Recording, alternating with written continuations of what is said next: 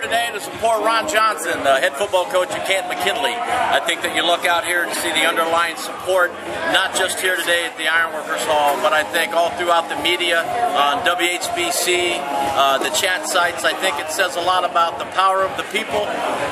They might be elected, but they answer to us. We pay them. So let's have our due process, just as they should have done Coach Johnson, which I think they violated. So. You think there's a lesson been learned here, people paying attention to elections and who's running for office? Well, I think that through any election, a lot of people go in, and if you need to vote for 2 and 3 names are there, 2 people win by default.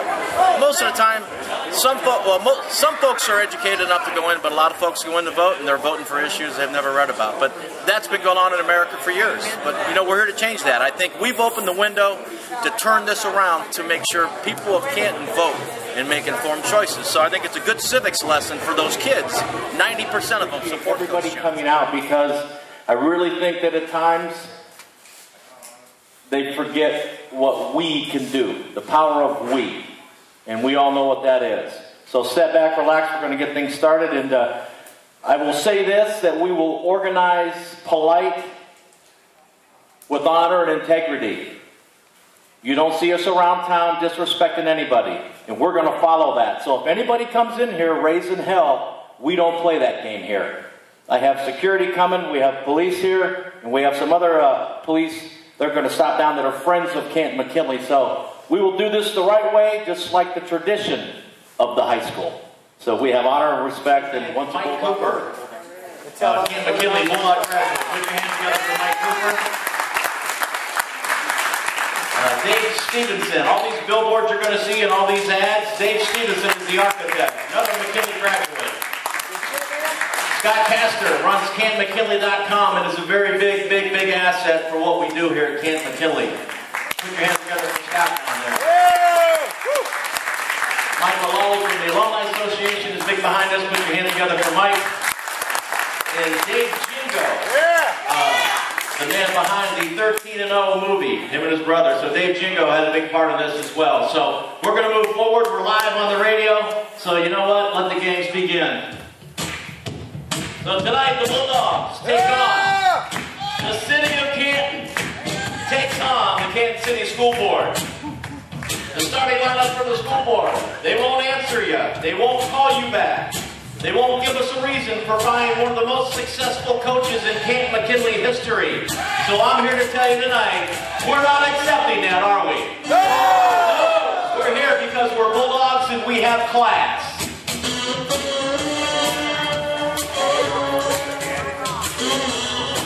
So let's move into this. Break it up! I want to thank everybody for coming out this evening.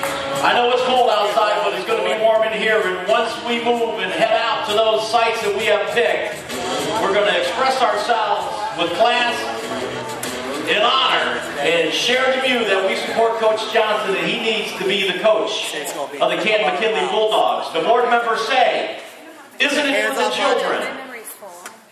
Well, I know what they say, isn't it for the children? You know what I say? If that's all you're going to say and that's the only talking point you have, 90% of that football team has signed a petition. Bring it back and do the right thing. 9 days we've been here. 9 days. And all we can get out of them is I don't have anything else to say. Well, when you run for an elected office, and I can tell you this, for nearly 5 years, I was an elected official, and when you become one, the rules change. And it's okay, because you represent the community, not yourself, and not your faction that you bring to the table. So for any of them to say, well, you know, they don't like people digging in their background, well then I don't think you should have ran for office. And I say, if the heat's too hot, get out of the kitchen and resign and do this town a favor.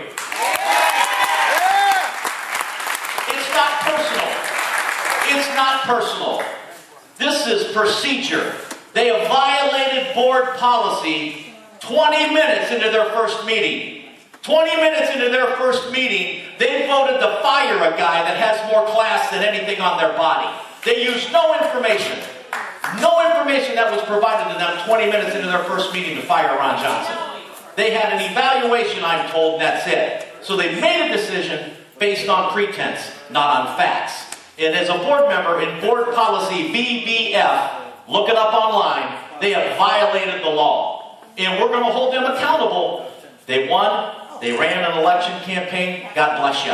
But I tell you what, the power of the people, the power of us, we're going to come back and we're going to take our school system back and show them you don't mess with the Bulldogs. Get right? rid of them. Get rid of them. Yeah. Get out of there. Some of them ran on a platform. When I get elected, I'm going to get rid of the coach.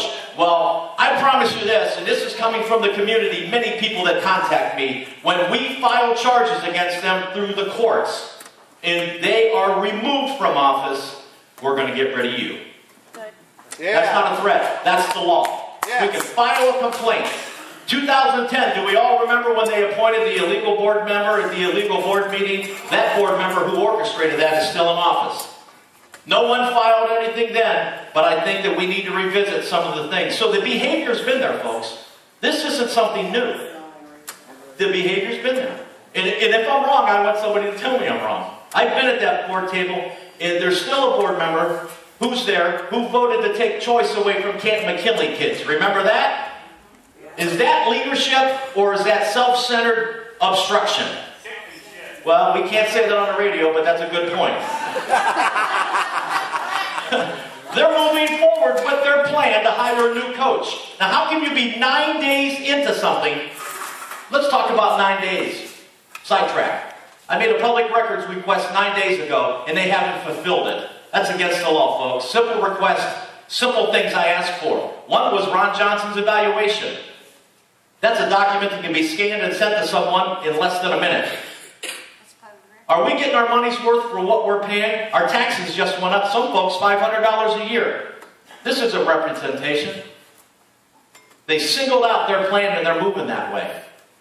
We can't put up with this. We're allowed to organize and unite and do this politely and with integrity. And that's the way we're moving. People are talking about recalling the levy.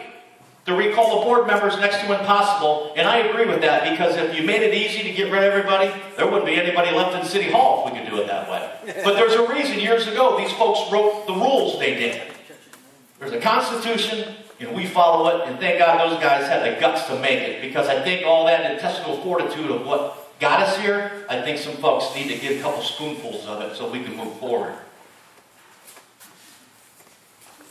The margin of victory Ron Johnson has.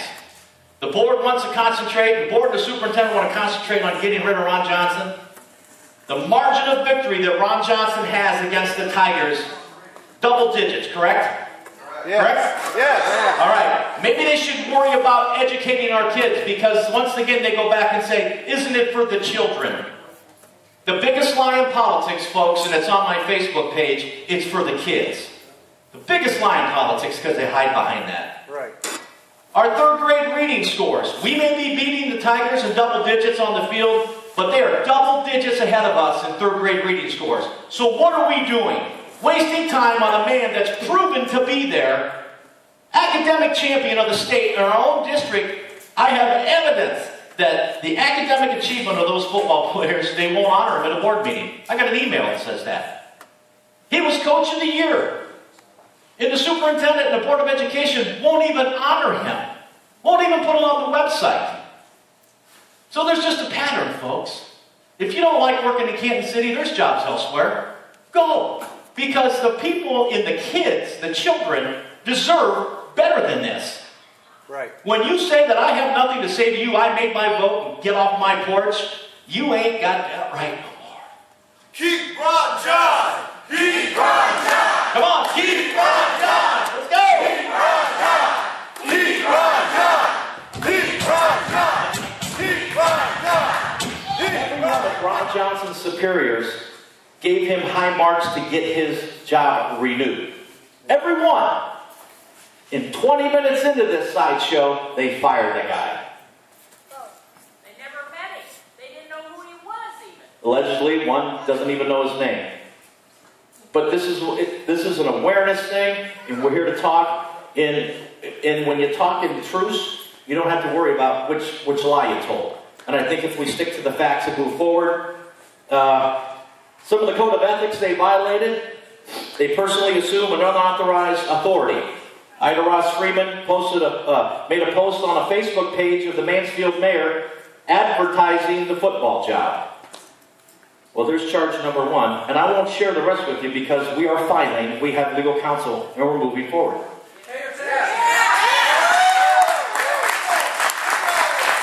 And I started to talk about how in the world can they have a plan to hire a coach if this just happened. You heard Rich Milligan on the radio last night, and I have all the respect in the world for Rich. He's a good man. He's trying to keep this together. I will say that. Rich is a good man, and I respect him. My time on the board, he never ever gave me any reason not to trust him. We would have our disagreements, but I would respect where he's coming from. Rich is trying to keep this together. But how, if this just happened, could you have a plan to move forward with a football coach? I ask all of you, do a public records request to Jeff Gruber. You want to see all materials and everything that can show the evidence of your plan, your emails, any text messages, anything, handwritten notes of how you guys come to this plan. When you operate behind the shadows of the night, we're the sunshine and we're up in the air right now.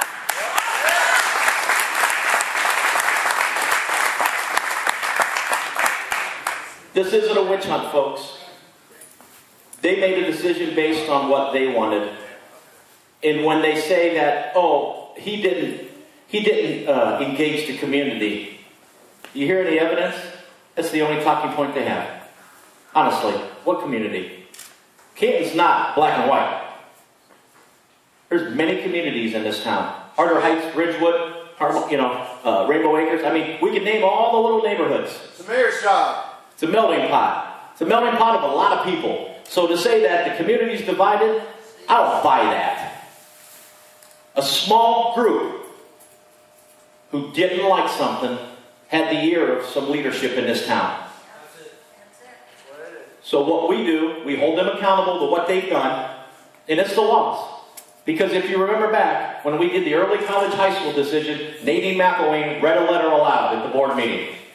She accused Fred Thompson, myself, and Jimmy Carmen for meeting illegally, breaking the law, when we voted yes to give Canton City kids a choice.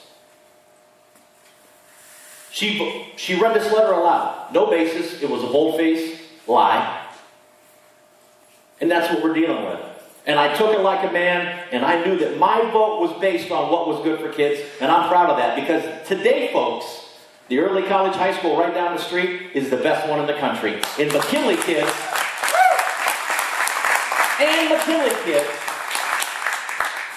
kids into college can graduate with the McKinley diploma because 3 of us had the guts to stand up for what was right. What's sad about that, there was 4 girls that were cheerleaders back the first year when they made you enroll as a Timken student, which was fine. But we felt we just beat the state to keep Sowers open and to build Harder and Summit. Because remember, they were torn to the ground and they cut our money off. When we went to them in Columbus, I went on the bus, our kids have a choice. And we fought them. And we won, didn't we? We built those schools and we moved forward. But when it came to giving kids a choice to either be a Timken or McKinley grad at the best early college high school in the world, people voted no. People voted no because they had an agenda. And that's sad. But she read that letter out loud about me. And I kept my mouth shut. And we organized and we got the truth out there. And people believed in us. And that's probably one of the most... I was so proud that people came and said, you know what, we don't believe that. But that's not leadership. That's caving into one side. But I think that I've talked too long. But I need feedback and input here.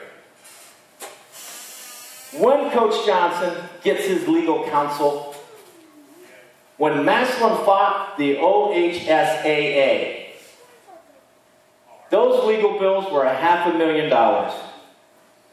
When the gentleman from Perry, the wrestling coach, when they went after him and it was wrong, it cost them $500,000 to that gentleman plus legal fees. So are we going to sit here because it's going to legal counsel?